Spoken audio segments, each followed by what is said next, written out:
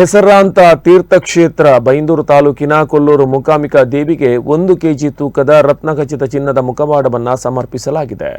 ತುಮಕೂರು ಜಿಲ್ಲೆ ಶಿರಾದ ದಾನಿಗಳಾದ ಆಯುರ್ವೇದ ವೈದ್ಯ doctor K Lakshminarayana ಅವರು ದೇವಿಗೆ ಈ ಮುಖವಾಡವನ್ನು ಸಮರ್ಪಣೆ ಮಾಡಿದ್ದಾರೆ. ಈ ಸಂದರ್ಭದಲ್ಲಿ ದೇಗುಲದ ವತಿಯಿಂದ ವೈದ್ಯರ ಕುಟುಂಬವನ್ನು ಗೌರವಿಸಲಾಯಿತು. ವ್ಯವಸ್ಥಾಪನಾ ಸಮಿತಿ ಅಧ್ಯಕ್ಷ ಕೆ ಬಾಬು ಶೆಟ್ಟಿ, ಕಾರ್ಯನಿರ್ವಾಹಕ ಅಧಿಕಾರಿ ಪ್ರಶಾಂತ್ ಕುಮಾರ್ ಶೆಟ್ಟಿ, ಸಮಿತಿ ಸದಸ್ಯರಾದ ರಘುರಾಮ್ ದೇವಾಡಿಗ, ಮಹಾಲಿಂಗ ನಾಯಕ್, ಶ್ರೀಮತಿ ಸುಧಾ, ದೇವಳದ ಅರ್ಚಕರಾದ ಸುಬ್ರಹ್ಮಣ್ಯ ಅಡಿಗ, ಕ್ಷೇತ್ರ ಪುರೋಹಿತರಾದ ನರಸಿಂಹ ಭಟ್ ಮೊದಲಾದವರು ಉಪಸ್ಥಿತರಿದ್ದರು.